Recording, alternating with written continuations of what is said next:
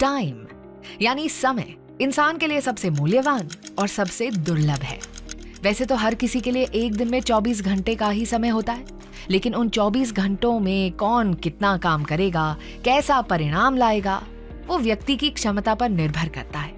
साथ ही निर्भर करता है उसके टाइम मैनेजमेंट पर। स्टूडेंट्स के लिए आयोजित कार्यक्रम परीक्षा पे चर्चा में पीएम मोदी देश भर के छात्रों से सालाना जुड़ते हैं, उन्हें मोटिवेट करते हैं। उन्हीं चर्चाओं से हम ले आए हैं कुछ स्पेशल टिप्स हमारे एग्जाम वॉरियर्स के लिए।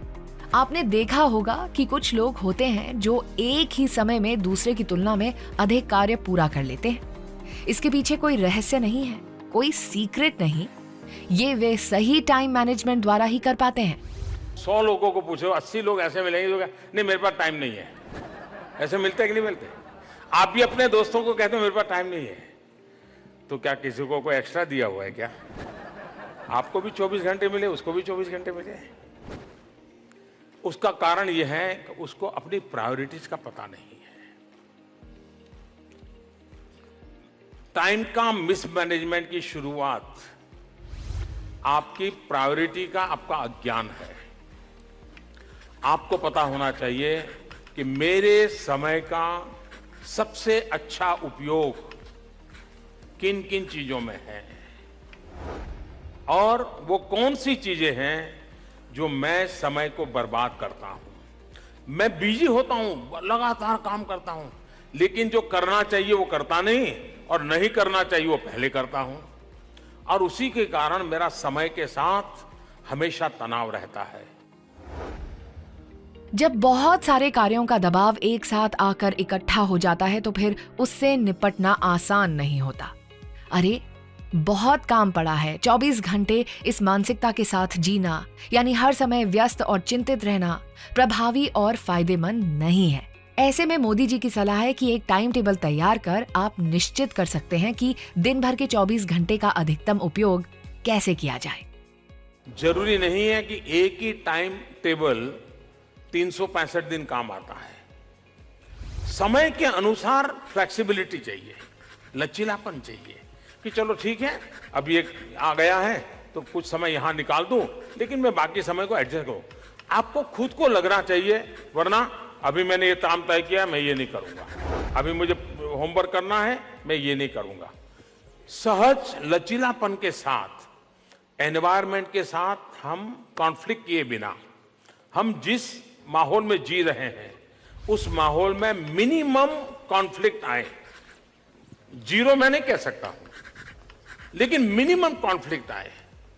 करूं या न करूं के बीच में संघर्ष नहीं होना चाहिए। अगर ये हम साइकी बना करके करते हैं तो आप देखिए कि आपकी दिनचर्या ठीक से चलेगी। टाइम टेबल बन जाने के बाद पूरी दृढ़ता से उस दिनचर्या का पालन करें।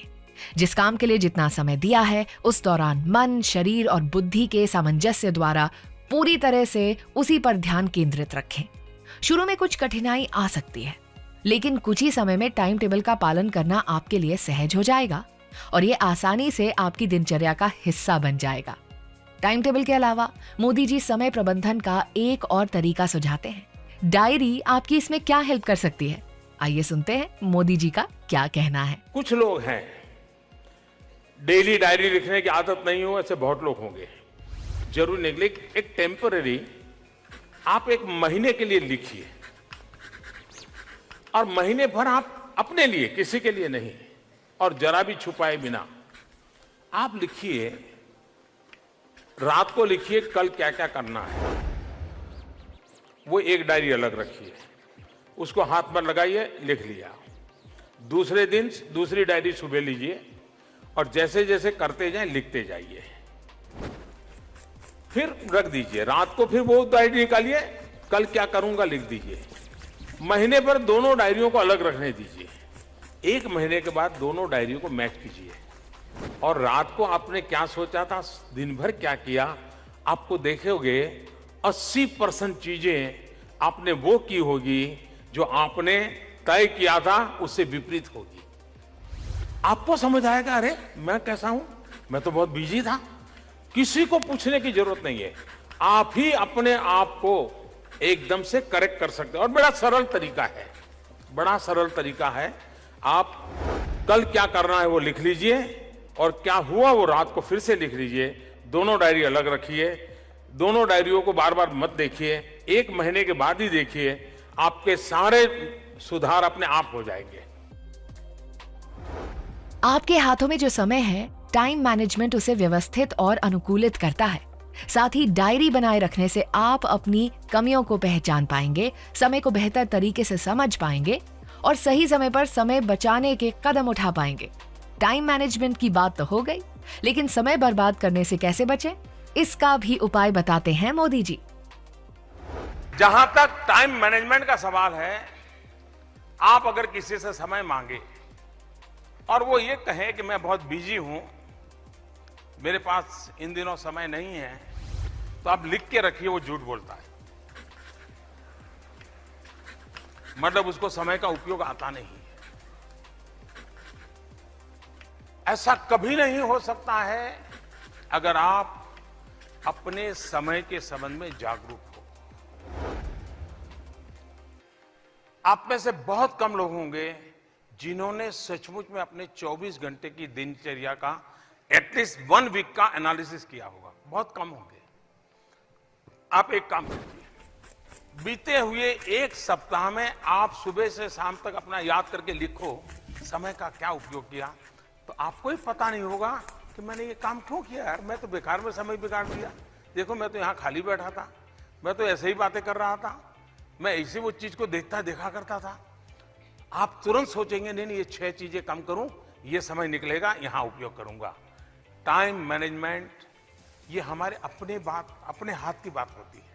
हम इसको बड़ी आसानी से कर सकते हैं और इसके लिए कोई बड़े MBA, बहुत बड़ी कोई ऑक्सफोर्ड की किताब पढ़ना कोई जरूरी नहीं है।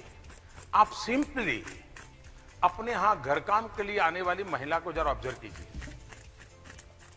इन दिनों एक ही परिवार में घर काम करने वाली जो लोग होते हैं बहुत कम होते हैं।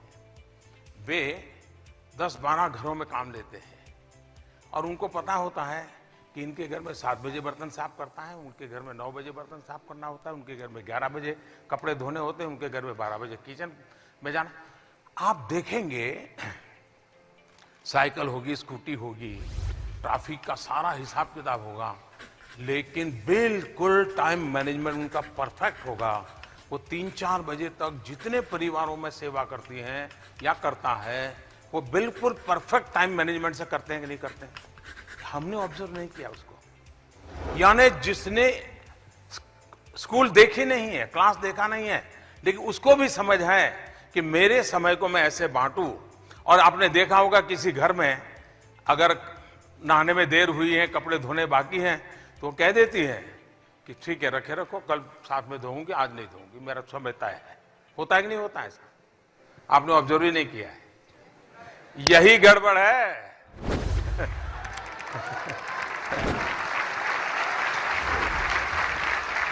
आप ऑब्जर्व कीजिए, जो सफल लोग होते हैं, जो बिल्कुल हंसते खेलते काम कर रहे हैं, उनको समय का कोई दबाव नहीं होता है। कभी ट्रेन दौड़ पकड़ने के लिए भागते नहीं है, कभी इसको लंच बॉक्स कभी भूल जाते हैं, कभी चश्मा भूल जाते हैं, कभी किताब, कुछ नहीं होता है, सब परफेक्ट चलता है। क्यों?